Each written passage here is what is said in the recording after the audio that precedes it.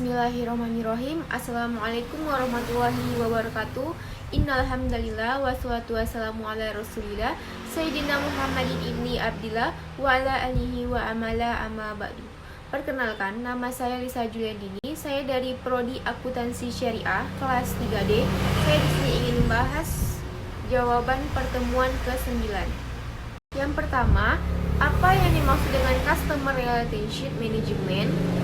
CRM adalah sebuah strategi bisnis yang berbasis customer. Seperti strategis bisnis lainnya, tujuan akhir dari CRM adalah untuk memaksimalkan keuntungan dan pendapatan.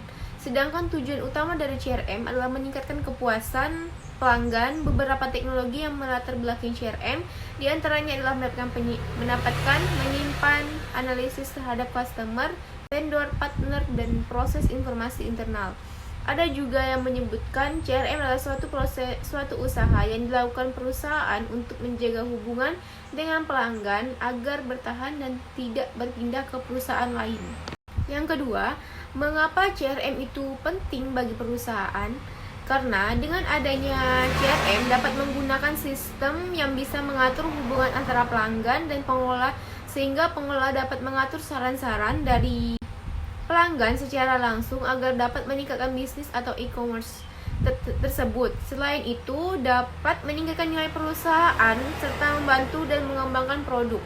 Nomor 3, walladzina yasiluna ma amarallahu bihi ayyusala wa yakhshawna rabbahum wa yakhafuna su'al hisab. Orang-orang yang menjalankan perintah Allah untuk menyambung tali persaudaraan, yaitu silaturahmi dan lainnya. Mereka takut kepada janji terhadap Tuhan sehingga mereka tidak durhaka. Mereka takut kepada hisab yang buruk sehingga mereka mengkoreksi diri mereka sendiri sebelum mereka dihisab. Nomor 4, ya ayyuhalladzina amanu la ta'kulu amwalakum bainakum bil batil illa an takuna tijaratan an taradi minkum wala ta'kulu anfusakum innallaha kana bikum rahima. Wahai orang-orang yang beriman, janganlah kamu saling memakan harta sesamamu dengan jalan yang batil atau tidak benar, kecuali dalam perdagangan yang berlaku di atas dasar murka yang dasar suka sama suka di antara kamu, dan janganlah kamu membunuh dirimu, sungguh Allah Maha Penyayang kepadamu. Nomor 5, Quran Surah An-Nisa ayat 5, wala tu'tus sufaha'a walakumul lati ja'alallahu lakum qiyaman warzuquhum fiha wa qusuhum wa qulau lahum qulam ma'rufa. Isi kandungan dari ayat di atas yaitu, janganlah kalian wahai para wali menyerahkan harta kepada orang-orang tidak pandai membelanjakannya, karena Allah menjadikan harta sebagai penopang kemaslahatan dan urusan kehidupan manusia, sementara mereka tidak cakap untuk mengurus dan menjaganya. Dan berikanlah nafkah serta pakaian kepada mereka dari harta tersebut, ucapkanlah kepada kata-kata yang baik kepada mereka, dan berikanlah janji yang baik kepada mereka, bahwa kalian menyerahkan harta mereka serta mereka dewasa dan mampu mengelola dengan baik. Quran Surah An-Nisa ayat 63, ulaika uluzina ya'lamu Allahu ma fi qulubihim fu'rid anhum wa'izhum wa quluhum fi anfusihim qula balifah. Isi kandungan ayat ini yaitu, Allah menampik perkataan mereka dengan berfirman, mereka itu telah diketahui oleh Allah kemunafikan dan pertentangannya terhadap kebenaran, maka janganlah menerima permohonan maaf mereka. Peringatkanlah mereka tentang kemunafikan dan berikanlah mereka pelajaran. Al-wa'zuhu adalah perkataan yang lemah lembut yang membekas dalam jiwa, dan katakanlah kepada mereka dengan perkataan yang membekas dalam diri mereka dengan mengancam. Nomor 6, Quran Surah As-Saff ayat 2, ya ayyuhalladzina amanu lima taquluna taf'aluna ma la taf'alun. Isi kandungan dari ayat tersebut yaitu Allah menegur orang-orang beriman, mengapa kalian mengaku beriman namun tidak kalian buktikan dengan perbuatan?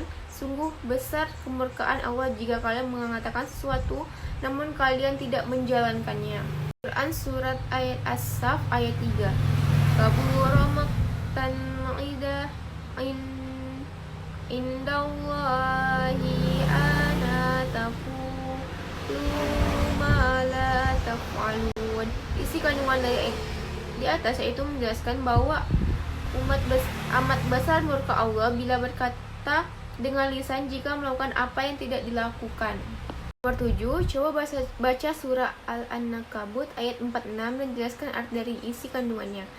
Wala tujadilu ahlal kitabi ila billati hiya ahsanu ila illadina zalamu minhum wa qulu amanna billazi unzila ilaina wa unzila ilaikum wa ilaihunna wa illahukum wahidu wa nahnu minhum wa qulu amanna billazi unzila ilaina wa unzila ilaikum wa ilaihunna wa illahukum wahidu wa nahnu lahu muslimun. Dan janganlah kamu berdebat dengan ahli kitab, melainkan dengan cara yang paling baik, kecuali dengan orang-orang zalim di antara mereka. Dan katakanlah, kami telah beriman kepada kitab-kitab yang diturunkan kepada kami dan yang diturunkan kepadamu. Tuhan kami dan Tuhanmu adalah satu, dan kami hanya kepadanya berserah diri. Isi kandungannya, dan janganlah kalian, wahai kaum mukmin, mendapat kaum Yahudi dan Nasrani kecuali dengan cara yang baik dan ucapan yang bagus serta dakwah kepada kebenaran melalui metode yang paling mudah menuju tujuan tersebut, kecuali orang-orang yang menyimpang dari kebenaran, membangkang dan berlaku sombong serta mengumumkan api permusuhan terhadap kalian. Maka lawanlah mereka dengan pedang hingga mereka beriman atau mau menyerahkan jizyah sendiri sedang mereka dalam keadaan terhina. Dan katakanlah, kami beriman kepada Al-Quran yang diturunkan kepada kami, dan kami beriman kepada Taurat dan Injil yang diturunkan kepada kalian. Dan Tuhan kami dan Tuhan kalian adalah satu, tidak ada sekutu baginya dalam uluhiyah dan rububiyah serta nama dan sifatnya. Nomor 8, apa tujuan dari CRM? Yang pertama, meningkatkan hubungan antara perusahaan dengan pelanggan yang sudah ada untuk meningkatkan pendapatan perusahaan.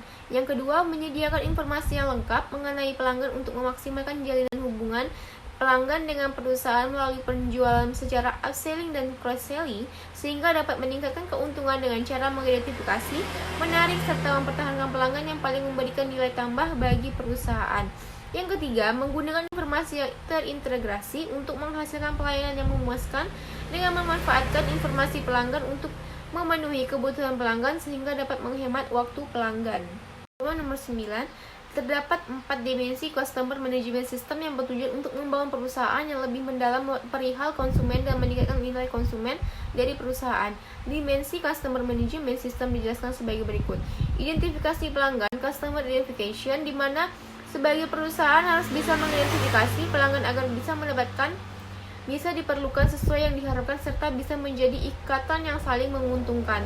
Membangun daya tarik terhadap pelanggan, customer attraction, hal ini bisa berbentuk bagaimana cara perusahaan dalam memberikan keunggulan perusahaan sehingga pelanggan atau calon konsumen tertarik untuk datang dan tertarik dengan produk yang ditawarkan. Mempertahankan pelanggan yang ada, customer retention, pelanggan yang sudah menjadi bagian dari perusahaan dijaga keharmonisannya dengan memberikan fasilitas serta daya tarik tersendiri supaya pelanggan tetap memilih produk perusahaan walau banyak saingan di luar perusahaan. Pengembangan pelanggan, customer development, bisa dimaksudkan dengan memfasilitasi pelanggan yang bisa memberikan konsumen baru di perusahaan dan juga bisa berbentuk ajakan tawaran yang dilakukan pelanggan sendiri ke orang lain dan di sekitarnya. Nomor 10, jawaban nomor 10, mendorong loyalitas pelanggan. Aplikasi CRM memungkinkan perusahaan untuk mendayagunakan informasi dari semua titik kontak dengan pelanggan, baik via web, call center, ataupun lewat staf pemasaran dan pelayan di lapangan. Konsistensi dan mengaksesibilitasi informasi ini memungkinkan penjualan dan pelayanan yang lebih baik dengan dengan berbagai informasi penting mengenai pelanggan tersebut. Mengurangi biaya dengan kemampuan perusahaan dalam penjualan dan pelayanan, ada biaya yang bisa dikurangi. Misalnya dengan memanfaatkan teknologi web, aplikasi CRM juga mungkin penjualan atau pelayanan dengan biaya lebih murah dalam sebuah skema program pemasaran spesifik dan terfokus, tertuju ke pelanggan yang tepat dan pada waktu yang tepat pula. Meningkatkan efisiensi operasional, otomatisasi penjualan dan proses layanan dapat mengurangi resiko turunnya kualitas pelayanan. Penggunaan teknologi web dan call center misalnya akan mengurangi hambatan birokrasi dan biaya serta proses administratif yang mungkin timbul.